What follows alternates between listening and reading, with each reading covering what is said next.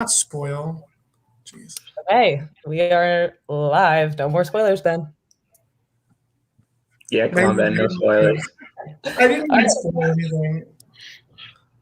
Okay, so should we get it started? What did you guys think? Let's start there. What did you guys think of the episode? Episode 4, kind of in most seasons of Survivor, it's a bit of a pivotal point. It's like that weird thing, it's the very beginning, and everybody's kind of all over the place, and then it starts to shift into like tribe swaps, dynamic shift. Like, how does this episode and like these scenarios compare in this? What do you guys think? I thought, well, first of all, from like an editing standpoint, I thought it was the best edited episode so far. So shout out to the editing team for that. I felt like I was like, obviously not a whole lot happened, but what did happen, I felt like it was pretty engaging. Like I felt like everything that was addressed was important. And with an episode like that, like it's like the calm before the storm. So like that if there's a week like that, especially like now 4 people are gone, it's like they're due for a twist of some kind. I'm very happy. I don't know anything about the season, so I'm like watching it along with the rest of everybody, and it's been great.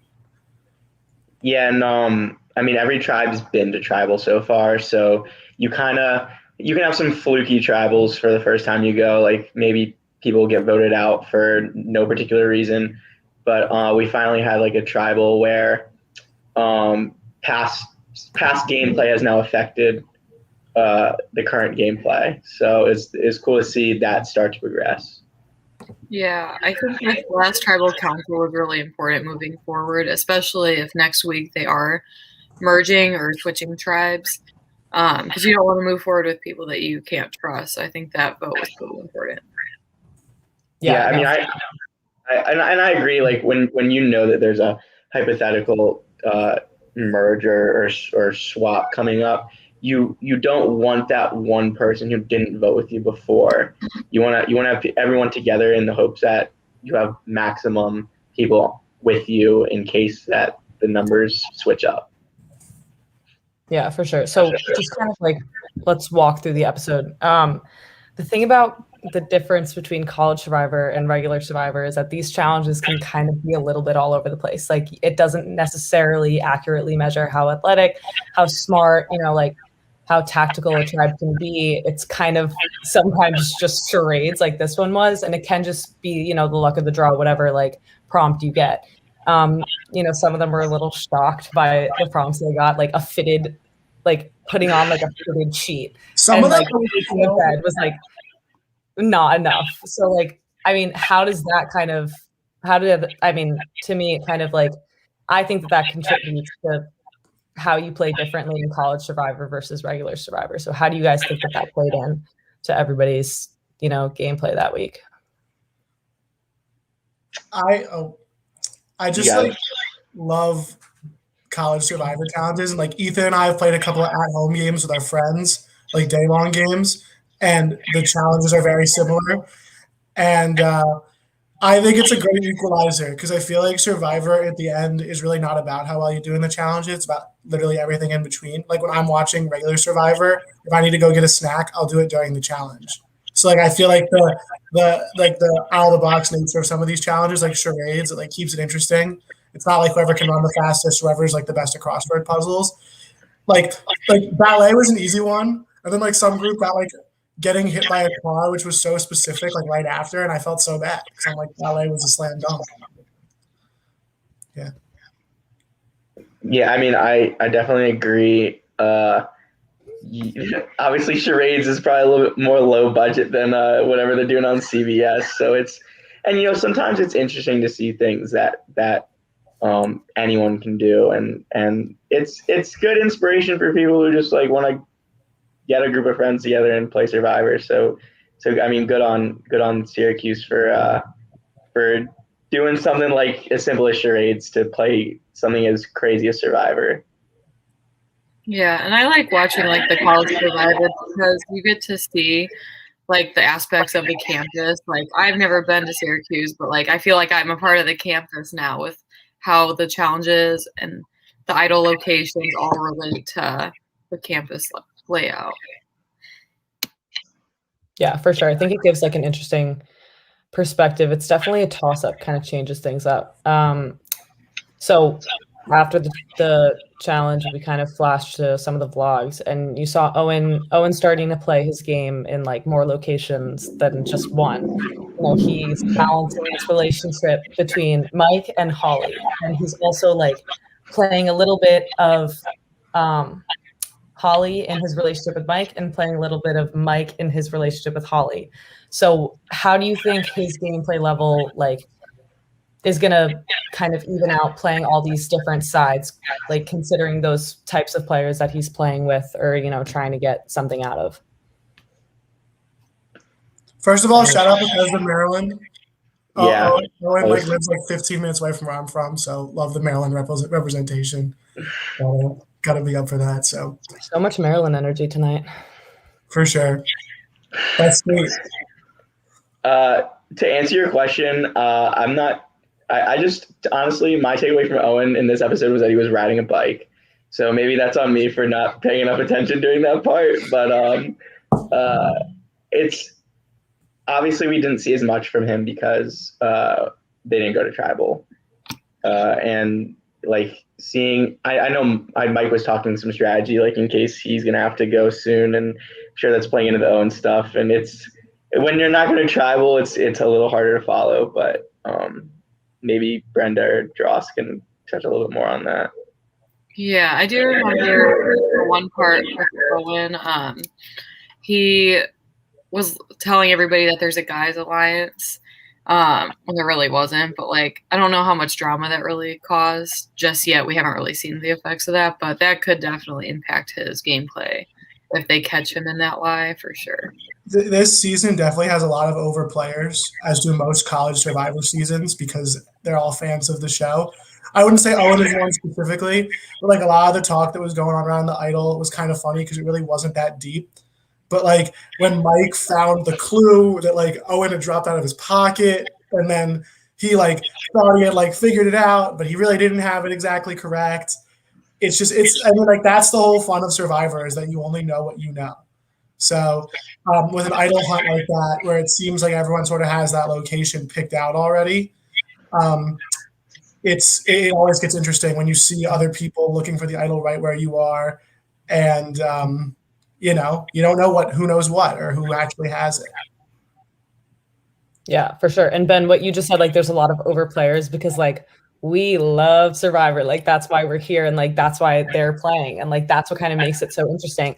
And then there's just like weird factor in this episode of like Jemiah, and even like the episode before, like he got left out of the vote, and then you know typically when you get left out of a vote, you want to like bounce back right away. But he kind of like just took a very different approach, whether that's just the person he is, you know, like his level of interest in Survivor or whatever. But he was just kind of playing that in an environment of people who were playing with so much intention and like so much drive. And I think now that he's gone, it's going to be, I think this episode was really pivotal because it showed a lot of people's true colors, as they could almost overplay this. It was an easy vote, so it gives you the chance to kind of like, you know, really build something off of it. And that could either show somebody's bad side or somebody's good side. You know, like you see Adam kind of, you know, becoming a little bit overconfident, a little bit cocky, you know, a little bit excited. He's like, I have this alliance.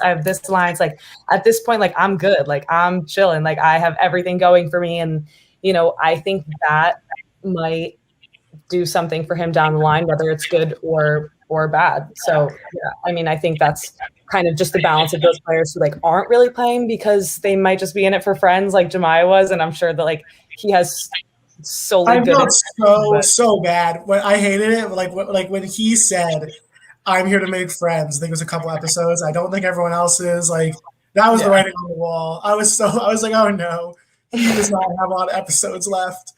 I think that COVID is a big dynamic game changer in terms of Survivor, not necessarily from like the mask and like social distancing standpoint, but from the standpoint that, especially for younger people coming in with COVID, I know at Syracuse specifically, outside like groups of people you already had established connections with, it was hard to meet new people. I know a lot of people wanted to play Survivor to make friends, and that put them at a disadvantage to people that weren't there to make friends because they feel like they're trying to please everyone, and they don't want to blindside someone that they could potentially have a real connection with. It's not like when you're on the island and you're just random people going for $1 million and you leave and that's it.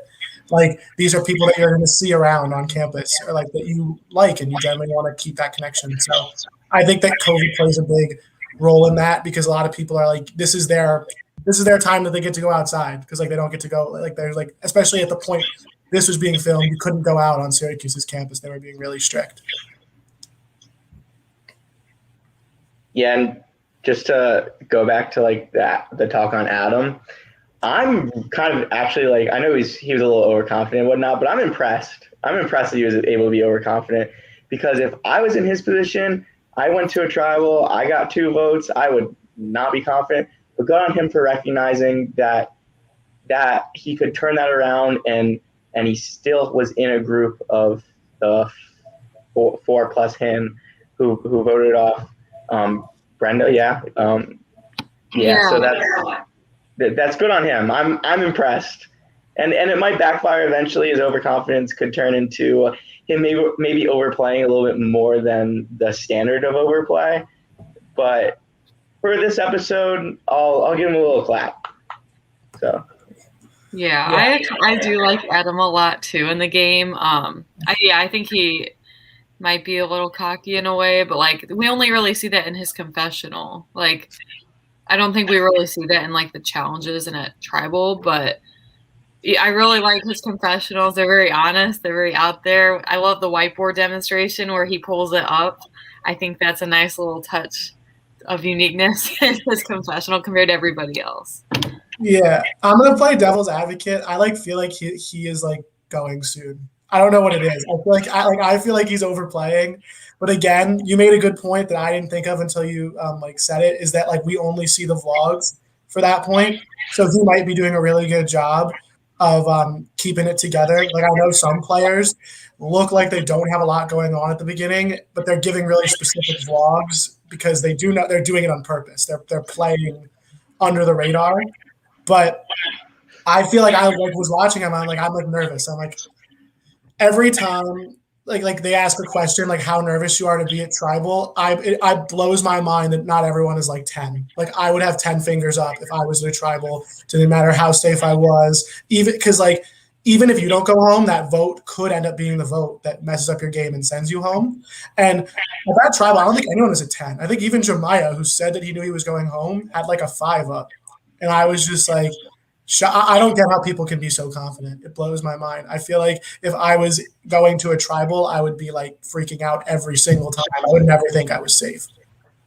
Yeah, Ben, I think like I kind of have to agree with you as far as things go for Adam going soon. Like something that I think we're forgetting about right now is the fact that he did get those 2 votes and he was so confident, but he did kind of freak out when he heard like Zach's consideration of like voting for him. You know, like that was a really quick turnaround in like how easy that vote was. And like, I feel like when you have so much time between votes, like, I mean, what they had like 4 to 5 days, I want to say normally it is, I could be wrong, but you know, things linger and like people start to think, oh, what if there's a better option? And in the first post show, Zach's my winner's pick. So like, and I stand by that. Like Zach kind of saw that in Adam, like how he's just very like ahead of the game. I want to say he's always playing.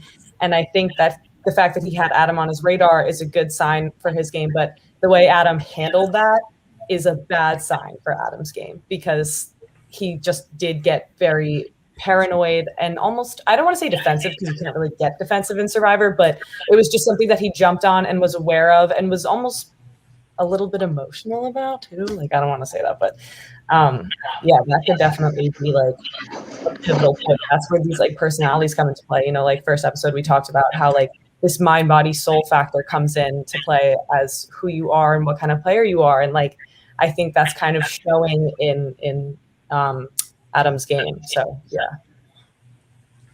Yeah, I mean, I don't want to. I feel like we're going. Like, I guess we got to move on to the next point. But I will say, I think you can get defensive in Survivor, and like it's a dangerous thing to get defensive in Survivor. Like when you start to think that things are happening to you that aren't. and that there's a very fine line pre-merge for good players, especially in college Survivor, when everyone wants to make big moves, to sit back and relax and like know when it's like you don't want to be thinking too far ahead because every week is important and you can go home at any given time, but you also don't want to be playing every week like it's your last, because if you do that, you accelerate the chance you go home. So like I feel like Zach, I like see Zach going in the merge like for sure. Like I think that's a good pick from you, Julia. But like even Zach's got to pay attention to every vote. Like you never know. So Yeah. Ethan, Brenda, got anything? I was gonna say, wasn't Zach the one who voted for Adam at that last tribal that they had, or was it not? Maybe I'm That getting was Jemiah and Maya. Becca. Okay. I was gonna say if he did, then he might have a little target on his back, but that's not the case. Yeah. but he's got that idol, right? Zach has an idol, if I'm not mistaken. Yeah. Zach, I guess it's a good segue into our next question, right? Or is that I mean, I don't know if we're talking about the same question, but sort well, of. like Lydia found an idol in this episode. That's where I was going. Yeah. Look at us. There we go, Ben. Yeah, so like Lydia found this idol, and I think Lydia is such a player. Like first episode, she was out, she was making this alliance, she was playing this person, like she was so in it and so present and so active, which is, I think, somebody that needs to be on a season. Like first thing I said about like Becca, I was like, somebody like Becca like needs to be on Survivor. Like just all these different personalities and like, you know, somebody's character really shows. And I think Lydia is I think a good way to describe her is that she is very present. She's going to be always playing, always active. And now she has this idol and she's just, you know, she's strutting her way through. So what do you think what do you guys think a player like her is going to do with it? I think there's I think when you find an idol, there's a bunch of doors you can go down. You can use it as leverage. You can not tell anyone, you can give it away, you can do whatever. So, I mean, what do you guys think?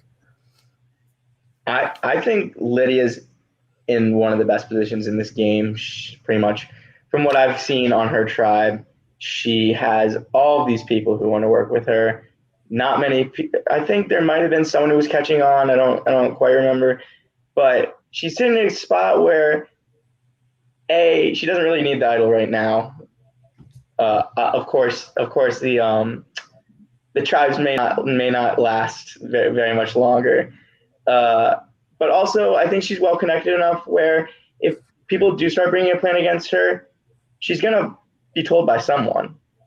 So it's always good to have an idol when you have people who are willing to tell you that, hey, you might be getting votes tonight.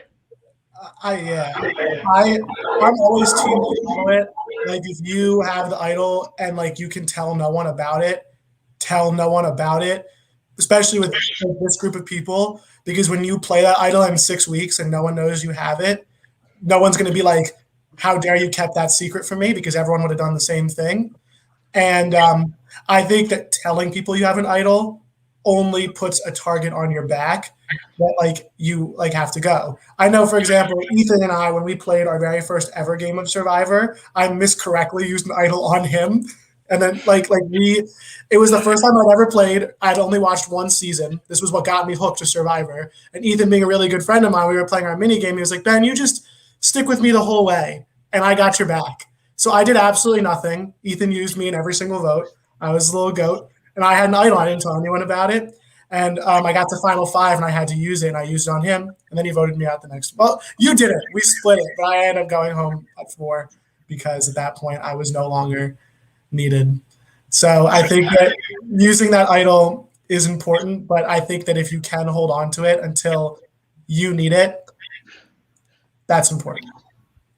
Yeah, I feel like Lydia's going to hold on to it for as long as she can. And I don't think she's really going to tell anybody, at least that's the vibe I'm getting. But like also like Adam had that extra vote and I think he told like 2 people on his tribe, didn't he? Or he at least told, I don't remember her name. Told Madison. Madison, yeah. But I feel like it's too early to put that trust out there, especially if you don't know the person that well. Because then when they do the tribe swap, people have information to share with their new tribe mates that they want to gain trust from. So I think that was kind of risky on Adam, but like I think Lydia will play it out safe, like how nobody should know about it. Yeah, for sure. I think that's definitely her best move, and I think she's kind of like a smart enough player to realize that and to kind of hop on that train. Bit of a shift to this question I'm about to ask. I always feel like every episode you see kind of like a new pairing emerge, and whether it's like a serious pairing, I don't know. I've always like kind of just been a little bit conscious about, especially in this season, you know, like mind, body, soul, like these different personalities, these different characters. Two people that kind of stuck out to me as, you know, two people that I feel like could work well together and I think will work well together because they are so similar. Sabrina and Molly, you know, they were like similar players. They kind of have the same approach to the game, similar personalities. I think that might be, I know I'm calling it a little early. We usually do like calls at the end, but I'm calling it now. I think that might be a duo that makes some headway in the game for sure. I think they just, like I said, have a very similar approach and bring, you know, steady things to the table. And that's typically what a winner brings. Somebody who can kind of float in the middle and like not cause too much of a ruckus or not be an easy vote is a good place to be. I feel like they're both in that position right now. So yeah, what do you guys think?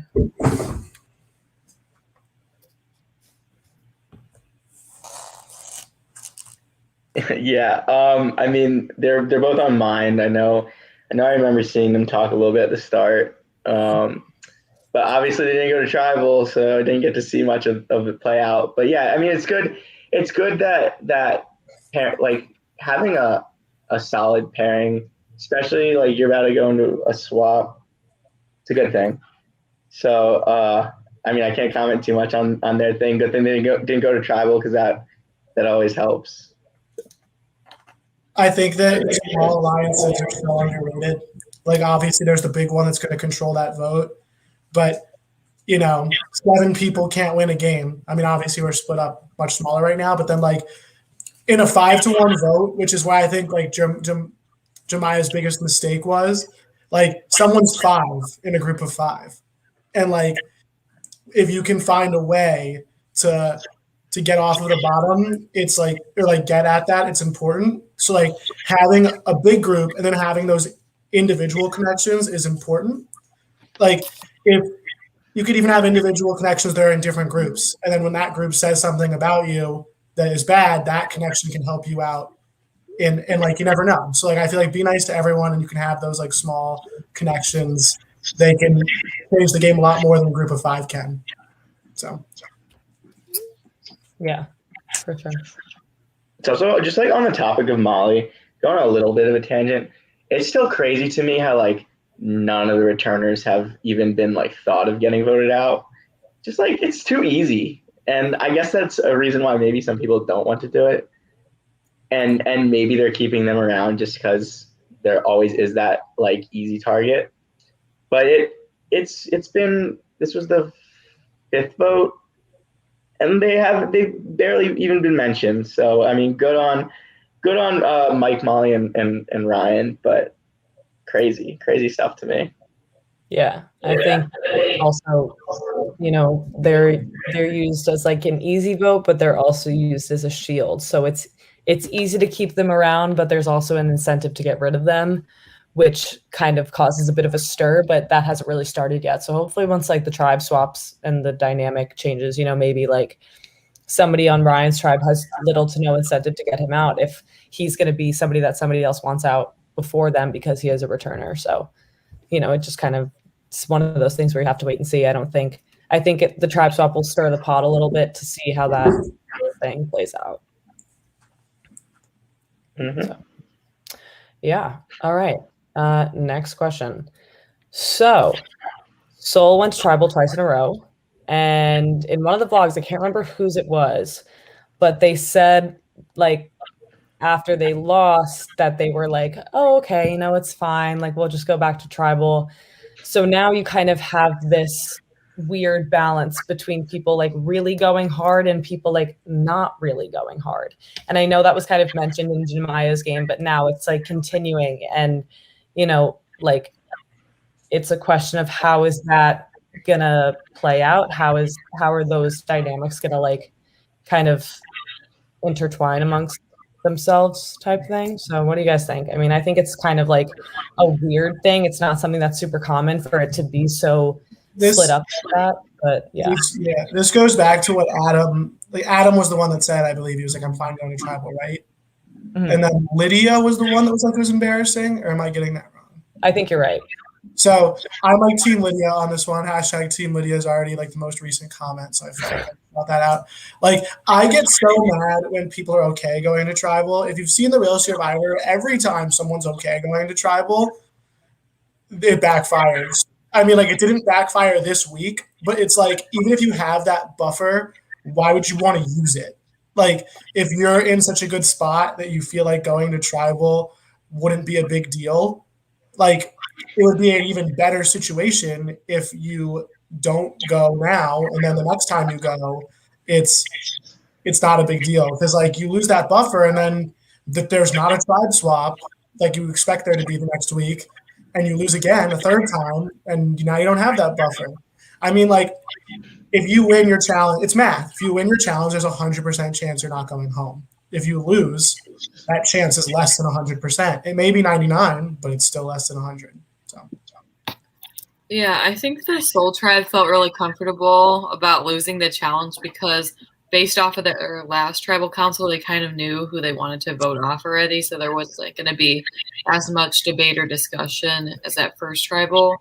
That first tribal set the stage for the second, in a way.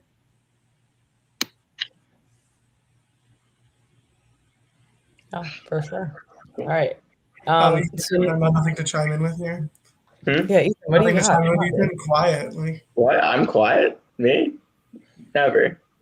Yeah, I mean, yeah, no, I mean, I agree. I agree with you, Dross. Like, going to tribal, it doesn't matter how comfortable you feel. Like, if you're happy you're going to tribal this early, then you might be like in a not a great spot because you probably just don't like someone and want to take them out, and getting that conflicted with like playing a strategical game it gets dangerous and could be messy. So yeah. Trying to be like, I had a personal experience in a game of Survivor I played where I felt like I was sort of on the outs, and then somebody told me, "Oh, we don't have to worry about going to tribal this week. We already know who we're sending home, so it's not a big deal if we lose." And that was comforting to me as an individual, but I was also thinking, really, we're that comfortable that we're losing, where that's how sure you are that this other person's going home? And it's like, if you don't want to win, you don't care about winning, especially in a challenge like charades, which is so random and will come down to who wants it more, like, you're going to lose. So yeah, I think that's for sure. I think there's this like weird thing that some people have that it's like okay, but it's really like you really never know, and that's like what makes the game so fun. But just kind of moving forward from the Jemiah vote, there's this kind of like, I guess you could say, like core four on the Soul Tribe. It's like Lindsay, Cassidy, Adam, and Ryan, and like Zach kind of trying to infiltrate that, but now it's this weird Zach and Adam feud. So that leaves us at a weird spot. I think one is going to try to go after the other if we don't swap, or just down the line, because Adam kind of took that when Zach kind of threw his name out. I don't want to say took it to heart, but definitely made note of it and is going to be aware of it moving forward. So how do you guys think that's going to play out, in the future episodes, even with the tribe swap or without? I mean, hopefully, you're going to a tribe swap. You want to probably squander any beef you have, because tribe swap to me is the one part of Survivor that's like completely out of control. You could have the greatest position, and then next thing you know, you're doing 180 and you're clawing to stay alive. So if I were Adam and Zach, I would do my best at this point in the game to try to get on the same page, and make sure that come a swap, they're reliable, because you do need those people to keep you going in the game. Wait, I swear something right. I lost it. Someone else got it.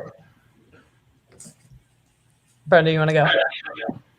Yeah, no, I think with the tribe swap, I mean, their relationship could either strengthen or worsen. Like, I think it'll probably worsen, like, especially if they do get on the same tribe, they're going to be trying to rally the troops to get enough votes to vote each other out.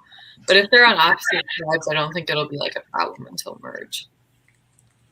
I remember what I was going to say. Going from 3 tribes to 2, or 3 to a merge. Obviously, I don't think that they're going to merge right now. But like when you're talking about 3 different groups, it always a vote it's a majority vote in Survivor. I mean, it's a plurality vote, but it always ends up being a majority vote.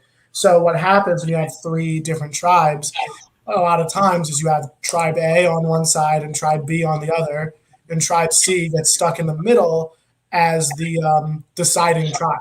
Like they get to decide which tribes exist in the bigger alliance. So I think that it's interesting when you talk about a core 4, also like alliance names or something else. But like when you're talking about a core 4, it's like 4 is a small enough number at a merge or a tribe swap that you could have long-term leverage with that group. Like it's going to be a long time before you're going to have to cut a member of that 4 out. But if you're on a tribe where it's 4, 3, and 3, the 3 and 3 would be dumb to not combine and get out the 4. But obviously, if it's a tribe swap into 2 tribes, they'll be split up a little bit. I think, again, like with tribe swaps, it's all about how the numbers fall. Unfortunately, it's hard to predict. You could be in a really good spot and then be the only member of your alliance on a tribe away from everyone else, and then suddenly you're not in a really good spot anymore. You got to figure things out. Yeah, for sure. All right. We're going to do picks now. Favorites, who's in trouble, who you think is going to win, possible collabs in the future. What do you guys think? I mean, I know it's kind of like hard to keep track of everybody, but it's a big season. There's a lot of people. Yeah. It's great though. It's a good cast. Mm-hmm. Like again, not giving away anything other than hype. I've started to watch some of casting videos for our future seasons, and I just get so excited. I'm like, these people seem like a great vibe. I feel like the Syracuse club does a good job of bringing in interesting people that I'm like, wow, I really want to see this person compete.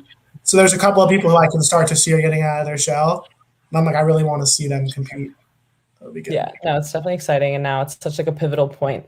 You get through the beginners rounds, and now it's really starting to come out who's going to do what, who handles this situation, how, and all that fun stuff. And this is, I think, where it gets really good. And, this is where true colors really show. So, I mean, Zach personally still my winner's pick. Zach's my favorite. Something about him, I just think he's got that kind of fly under the radar, stay in the middle type of esque, you could say. And, yeah, I think also once the tribes mix up, people that are in trouble, probably the returners, I think all you have to do is stir the pot and everything changes, and an easy vote is an easy vote. And if people want, somebody who's pinned as a big threat out, that's what they'll do. It's kind of just, as long as it's not me, it's okay. And first thought typically can be a returner. So that's why it's kind of an easy vote. So I was saying this last week, but I am all aboard the Madison train. I think she's in a good spot. She's got an idol. She's only had to go to tribal 1 time. So all aboard that. I like Carl. I think Carl's in a good spot too. I mean, he and Molly are, I don't know if Molly has him under her thumb or the other way around, or wrapped around her finger, or his finger. But I think Carl is a good fly under the radar type guy, and he's got a good in on his tribe. Thank you, Andrew.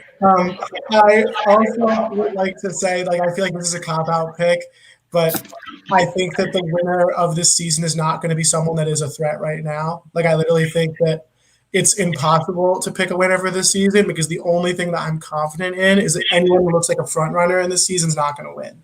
Like, there are just too many people that I think are too much of a gamer, and I think that the winner is going to be somebody who backs the right horse and then makes a good move near the end to somehow become, by default, the most qualified person in the final three, which I think are my favorite winners, especially because I feel like Survivor's kind of like Goldilocks in the sense that it's like not you can't play too much, and you can't not play enough. You got to do just right, and like I think that it's a very underrated skill to have to put yourself in a situation where you can just like let someone else be in front of you and let someone else be behind you and stay in that middle area of always having somebody below you and always having somebody above you until the very last minute.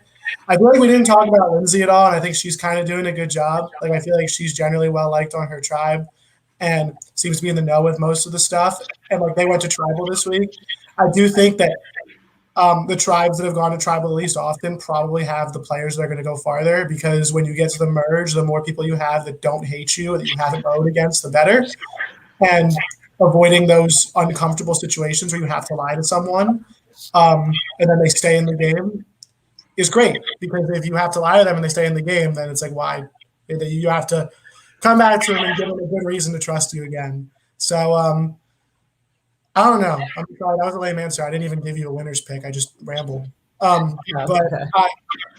I feel like I think Owen's got like, who had the idol? Who found it? Owen didn't find it, but someone else did. Lydia has it. Lydia has it. Yeah, Lydia, Zach, and Addison have.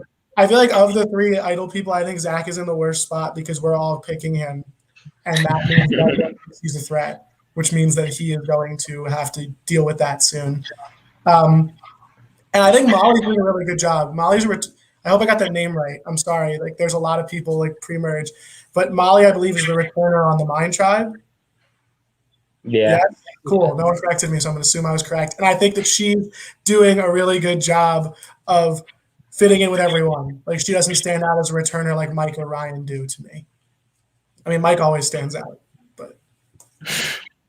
Yeah, I want to say my winner's pick. I forgot about Mike. I'm like, I always root for Mike, but he's so likable. He's so likable. Yeah, I'm like, so I'm not gonna pick a returner as a winner. I would either say Madison or Adam, or even Lindsay, maybe. I don't know. It's too early to like say because we haven't really seen much of their gameplay yet. But I kind of have a handful of people that I think will make it far. I also do have to give a shout out. We didn't really talk about fits or anything. This isn't a fit. But Mike is really going through his Anakin Skywalker mode, having short hair for season 2 and long hair for season 3. He's really doing the Anakin Skywalker bit of growing the hair out as the episodes progress. So big shout out to Mike's hair. I like the long hair. We underestimate his power, right? We do, yeah. Yeah. All right. Anybody got anything else? Follow NYCBL_Spartans on Twitter. That's my summer job, and I tweet, and I think I'm pretty funny, and I want more interaction on it. All right, I think that's about all we got. I think we just about covered everything. We're in a pivotal moment. It's about to get really good. So I'm hoping things kind of, the pot gets stirred, things get more exciting. Yeah, you guys. Yeah, Ben? You guys want to promote some stuff? Oh yeah, I mean, as always, shout out to my Survivor Maryland friends for getting me to this point. And wait, hold on, real quick. Josh, don't interrupt me. Come on, man. Come on, this is my time. Your mom just messaged us in the chat. Oh, hi, Mom. I want to say hi to Jody. Thanks for watching. I miss Jody. I haven't seen her in a while. So, hi, Jody. Hi, Mom. And I guess, how about them Nats, right? Go Kyle Schwarber. That's a good one. Go Nats, for sure. Go Nats. And I'll just say, stay tuned for Ballvivor season 1 coming out hopefully soon, and we're gonna start recording our second season this fall. So stay tuned. Let's go. Sounds good. Yeah, all right, guys. Thank you, guys. Yeah, Brenda, Ethan, thank you guys for for being here. Ben, I guess I could thank you for being here, but No, There's no need. really, There's no Stuck need with to. it. thank you for having me because like I wanted to do one of these so badly. I'm excited. Yeah. Yeah, thanks for having me. I think that's about all we got. All right.